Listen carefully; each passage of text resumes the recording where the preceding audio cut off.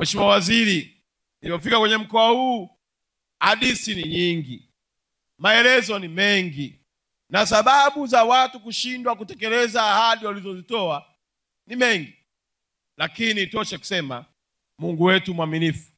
Leo napoona tuko hapa Kilombero tukishuhudia utiwaji wa saini wa mkataba kati ya mjenzi na halmashauri yetu chini ya usimamizi wako waziri wetu wa TAMISEMI, si tu faraja kwetu sisi viongozi, si tu faraja kwa Chama cha Mapinduzi yenye ilani yake, bali ni matumaini kwa wananchi wa mkoa wa Arusha kutimilizwa kwa ahadi walizokuwa wamepewa. Ni kwamba mwakani mkoa wa Arusha utakuwa na stendi, mwakani mkoa wa Arusha utakuwa na masoko.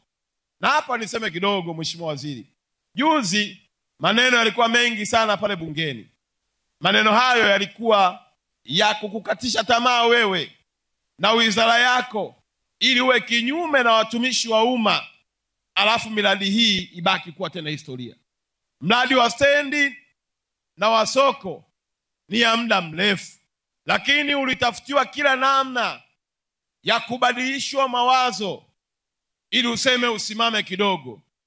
Mojawapo zilitoka tuhuma ya kwamba mradi huu kuna pesa zinaenda kupigwa bilioni 7, na ikuishia hapo, zikaelekezwa tuhuma kwako ya kwamba wewe wizara yako imevunja mkataba. Leo niwaambie wana Arusha, nilipoingia hapa waziri wangu aliniambia tunachunguza, tukabaini mkataba ulikuwa na mambo mengi, lakini tosha kusema yule aliyevunjiwa mkataba ndio alipaswa kulalamika, lakini wanaolalamika ni wale waliokula hela ya yule aliyevunjiwa mkataba. Hapo mtakuwa mmenielewa. Matokeo yake serikali makini haiwezi kuingia mkataba kama huu alafu mradi wake usijengwe. Serikali makini ya awamu ya 6 haiwezi kukubali hata shilingi moja ya serikali ibiwe. Na mimi nilimuomba waziri wetu Mchengerwa ya kwamba soko la Kilombero likijengwa na stendi ikajengwa, lakini tuna soko la Mlombo pale nalo linahitaji kujengwa. Kwa roho njema waziri wetu na mapenzi yake, kwa maelekezo ya Daktari Samia Suluhu Hassan, ametupatia fedha za kujenga hilo soko zaidi ya bilioni 3, ambapo leo mmeshuhudia hapa mkataba unasainiwa. Haya yote tusingeyapata kama sio mahusiano mazuri. Haya yote tusingeyapata kama sio uongozi imara wa Daktari Samia. Leo wizara inatuhumiwa na kupakwa matope kwa mtu ambaye hataki hata kushiriki vikao. Hapa mnavyoniona mimi Paul Christian Makonda, wakati nazaliwa, nilipokatwa kitovu, waliondoa kila aina ya uoga. Nitatwanga spana mtu yoyote anayesimama mbele yangu kukwamisha kazi niliyotumwa. Arusha sikuja kucheka na mtu. Sikuapishwa nije nitabasamu kama mtu mwenda wazimu.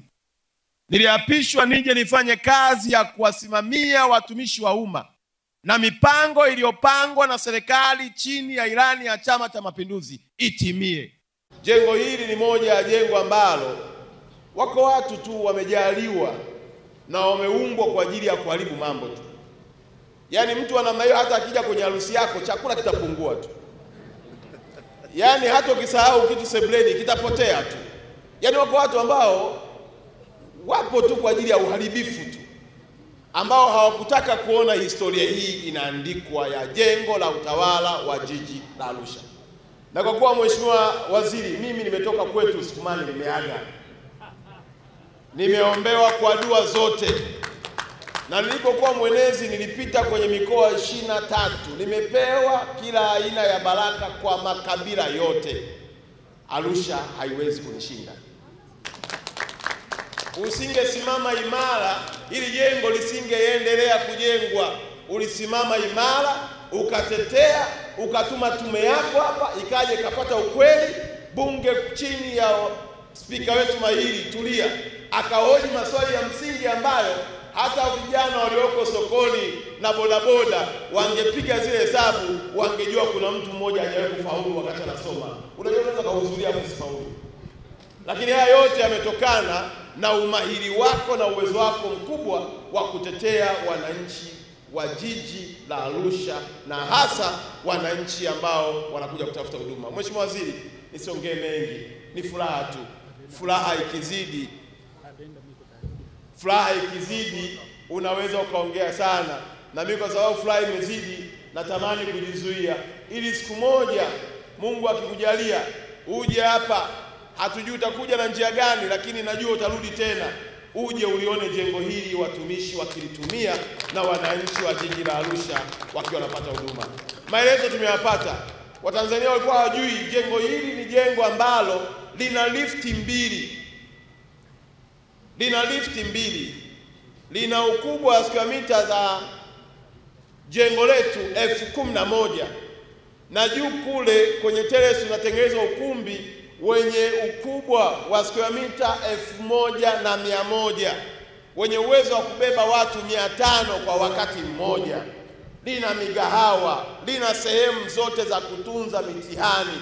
Kwa kweli limezingatia, na huku chini watu wakipita waoni, lakini huku chini ni parking. Magari yote yanapaki chini underground.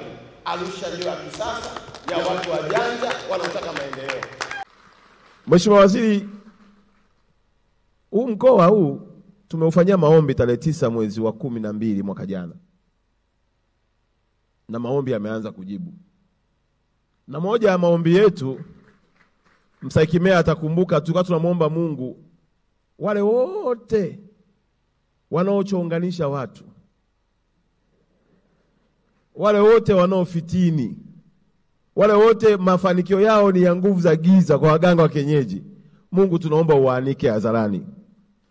Tunamtukuza sana Mungu kwa kuanza kujibu maombi yetu, kwa sababu watu wako waliofanikiwa kwa muda mrefu.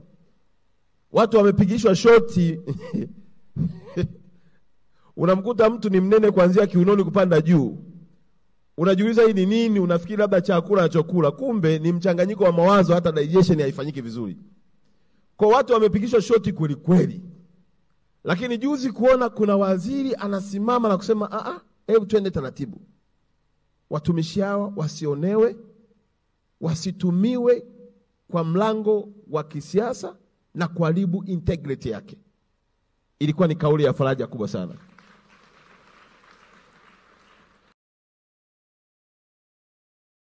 Vinginevyo ungekuja hapa, ungeona hata watu wanaitwa kwenye mkutano wanaogopa, wengine wanapotea kwa sababu hawajui nini kitatokea. Unaweza shangaa mtu anasema anakuja waziri tena, Mungu wangu. Lakini leo amekuja na nyuso za furaha. Sio kwamba mshahara umetangazwa jana, lakini furaha walianza kuipata wakijua kwamba tukienda kufanya kazi, bosi wetu, waziri wetu yupo kwa ajili yetu.